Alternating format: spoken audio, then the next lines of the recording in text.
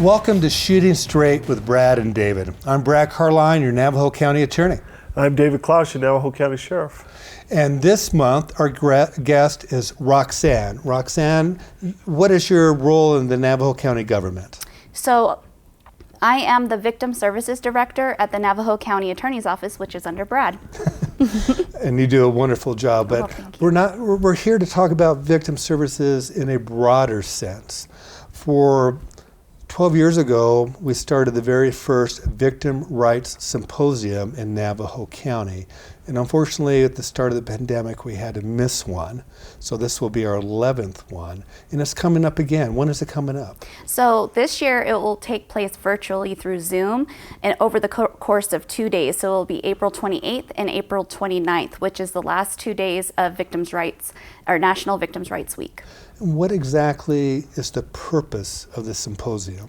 The symposium is a goal of the county attorney's office to bring and educate people, service providers, community members, people who are victims within the community, give them free access to training on crime-related, victim-related topics. And what are some of the normal type of people who go to this? So we actually get a lot of professionals, people who work with victims or in criminal justice. So we'll have law enforcement who come. We also will have probation officers, court staff, social workers, advocates, medical providers, and a lot of times community members. Victims themselves will actually attend the symposium. When you say social worker, that's really a very broad term. So you'll get school counselors that come to that, those in the behavioral health field, those in the medical field, be they from hospitals, things of that nature, right? Correct, yep. Advocates at some of our local shelters will come. We have advocates at NACASA. They'll attend our symposium. Also, a lot of social workers from various backgrounds and roles that are on the reservation, so people from public health might attend.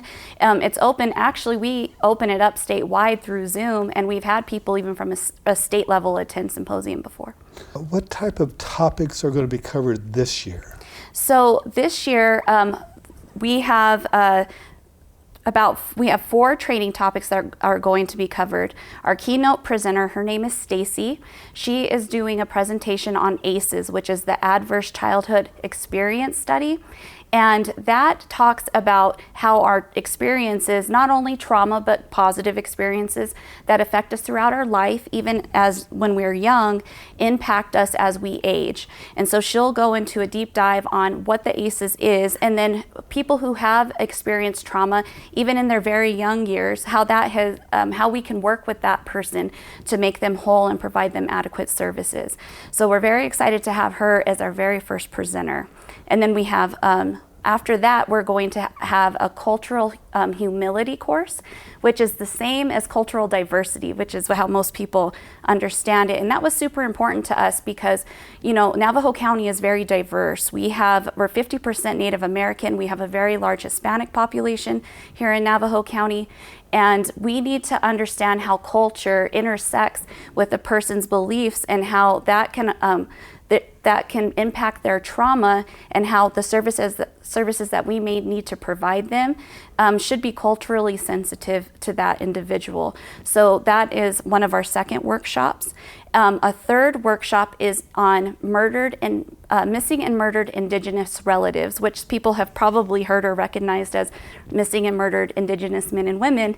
Yeah. So this is from an organization out of Colorado, and they work in partnership with MMIR, and they do trainings all around the nation to kind of talk about this thing that we've noticed is a trend. The Native American community has missing people at a vastly more rate than other demographics, and so they're really still trying to learn exactly what's causing that, but there is a component to human trafficking that has been established. I know, David, you and I, when we were up in Winterwalk one time, had a discussion about this, and they were pointing out that the Native Americans in the sexual trafficking can look like many different ethnic groups. They can be Native American, they can be Asian, they can look like Hispanics.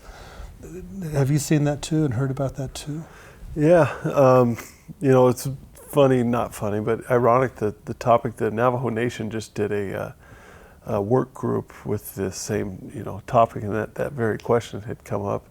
And I think everyone tries to get to the root cause of the question: why is it higher on Native American lands than, say, others? And I think it kind of varies between each tribe or each part of the country dealing with it. But it was kind of it was a great roundtable discussion that we had, working with the different law enforcement agencies across the Arizona and New Mexico and Utah, discussing that very topic. But I find that interesting, why they did relatives. Was there any reason or? I don't know why they go with relatives, other than I think that they wanted to just broaden the spectrum. That's what I am assuming of the people who would qualify in that demographic. Yeah. Well, I appreciate you first, Allison or Roxanne, for the work that you do. Brad and I, we've have a lot of discussions on this very show where we talk about different programs we want to help with reducing the recidivism rate in Navajo County, working with some behavioral and addiction problems, but we should never forget the victims. And you do a fantastic job representing Brad's office and working with law enforcement. And I know we got this April, we have a lot of recognitions, and the work that you put into this symposium to always remember the victims of Navajo County, but of course our sexual assault victims, and you do so much good work for that. What has been some of your topics that you've covered in these symposiums in the last 11 years that have kind of been the favorite draw or the biggest, where you got the best feedback from? We have had so many training topics because we always have offered about 5 presentations, a keynote, and then 4 workshops. And over the course of 12 years, I don't know that we've ever repeated a workshop. Really? So we've been able to always bring in new relevant material. That's amazing in 11 years to... Yes, there's a lot to cover when it comes to victimization. Neurobiology is always a fan favorite of mine because I like that, and I feel like it, understanding how our brain responds to trauma helps us to better understand a victim and helps us to better provide services to them. So that's one training topic that we. Is that like for seeking treatment for a victim? Is that what you mean by understanding the victim, understanding how they respond to a traumatic incident or something? Yeah, so you can approach a victim without judgment or bias. And so we can really have a lot of empathy, and when we can hold ourselves with some composure when we are experiencing a victim who's showing trauma or maybe not showing trauma, because trauma is super relative to the person. It's very unique. Everybody, they experience trauma and they express trauma in very different ways. And so we can't allow our biases and our judgment impact the services that we provide. We really have to meet victims where they are, and that includes things that have happened to them even prior to this whole thing happening. So you almost have to keep a poker face because you hear some horrendous things as an advocate and you can't show anything, but you have to be there. Probably, I would imagine one of the biggest challenges is having that ability to keep an emotional distance. While you have to be empathetic, you can't take on their pain. How do you deal with that? So that is also called vicarious trauma, and we have covered that at a symposium before. We've brought in a presenter to help us kind of develop vicarious trauma packages for staff. Lots of time off. If my staff is experiencing or myself is experiencing trauma, and a lot of times it can be something that you don't even know, something that's happened in your life that all of a sudden is re-triggering your emotional response to that particular trauma. I'd have my staff tell me right away, and we start to work on whether or not we need to get them in an EAP program, see a counselor. EAP. Yep. They don't. Most people don't know what that is. Oh, I don't know that. Okay. You might have to tell. Oh, I don't know. That's why I was asking you. Yeah, I know it is. That's through the county. That's our insurance, our mental health insurance program. Okay. So we would provide them resources to get treatment for whatever it is that they're experiencing. But I'm just a firm believer about flexibility, providing a really well-rounded, strong atmosphere for my staff, so they feel very comfortable. They can disclose whenever they're feeling stressed or overwhelmed. It's not looked at with judgment. It's actually looked at as a part of the job. Like we're going to, I'm sure officers, We have that quite a bit prosecutors, too. yes, experience it the same way. We won't forget our dispatchers Our dispatchers, yes. because we often focus on our uniformed personnel, and then we forget that they're the ones that do that too. And us as administrators or leaders within that, we're just always trying to move forward and keep things moving, and you forget that there's a human element, that people are responding to that, and they may, and just like you have. Working with victims, which is, like I was telling you earlier, is just such a noble thing that we can't forget our victims in this. But what is the hardest thing or the most frustrating thing for a victim going through this process, through the criminal justice system? And because you're with them from the beginning, so oftentimes you'll come out to the scene with us when we dispatch you, or when we call you to from the scene all the way to the courtroom. Where does it sometimes you may lose them, or they get frustrated and fall off of? Oh, I actually know this one. Working with victims for almost 13 years now, I can tell you that it is the time it takes to process a criminal case. People don't have, an understanding. They really want things wrapped up very quickly, and that's just not the reality of how the criminal justice system works. And so constant communication is imperative. Yes. There are times when I'm working with victims, and I tell my staff this: if all you're doing is actively listening, sometimes that's all you have to do. And they just need to be talking about their experience and sharing that experience. And a lot of times they will feel like you did the best job in the world and you really didn't do much. So yeah, communication and the length of time it takes is definitely very real. I was going to say the same. Having contact with victims later on, they always get frustrated. Maybe Brad, you can probably enlighten us why sometimes there's... Well, just yesterday we got a call from a victim who's upset because the case hasn't been charged yet. But it's not ready to be charged. As a prosecutor, we have to have enough evidence that we believe that what we can admit into court, and not everything is admissible, is sufficient to get a conviction beyond a reasonable doubt. And you don't want to run into court until you have everything. And it's hard, and I understand their frustration, but I got to have a case ready for trial, because as a former defense attorney, there was cases, I would say at the arraignment, judge said at trial date, we're ready to go, because I knew that prosecution wasn't, because they were still in the investigative stages. But it's hard for victims to understand, and you have to explain this, but it's actually better for justice, being more prepared and having everything ready, which sometimes will take months to a year. Oh, especially the financial crimes. Yeah, those fraud take crimes. a couple of years. And they're document intensive, but they want it now. And the other thing is, especially if there's an economic loss, is a lot of defendants we have don't come from means. And especially if we end up sending them to prison, they're going to make 10 to 25 cents an hour doing DOC labor. They're not going to get their restitution.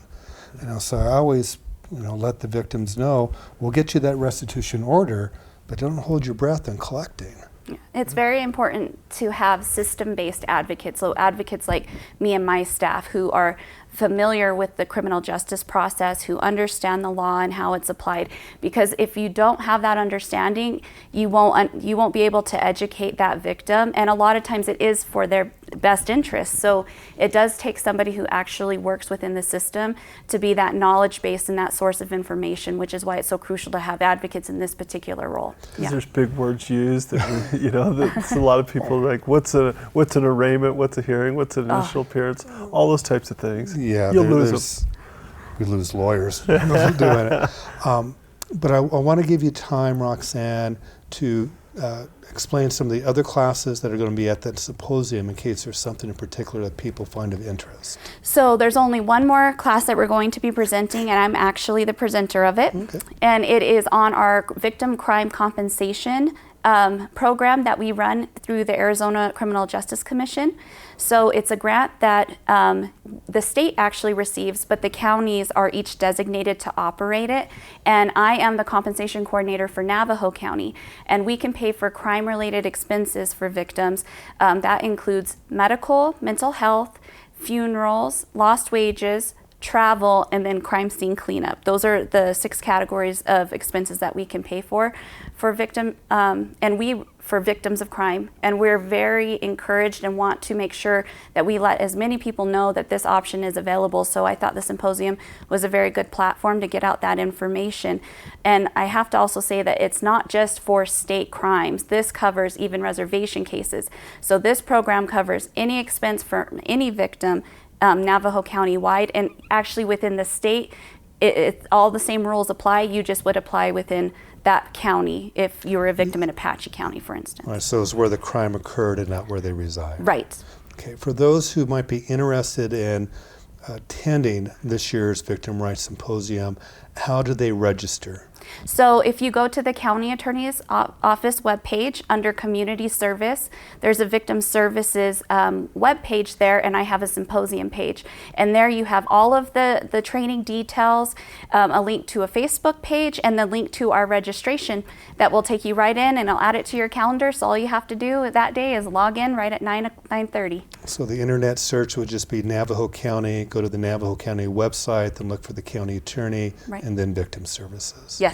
And is there a phone number they can call if they have questions? Absolutely. They can call me at 928-524-4367. Okay. And the last thing, because we're running out of time, is both you and I have these ribbons on. What are the ribbons for this month? So April is Sexual Assault Awareness Month, which I wanted to talk about a little bit here today just because it's super important for us to continue to have conversations about things that are very difficult, and sexual assault awareness is very prevalent, and we have to keep this in the limelight. We have to be talking about this and making sure the conversation doesn't get lost.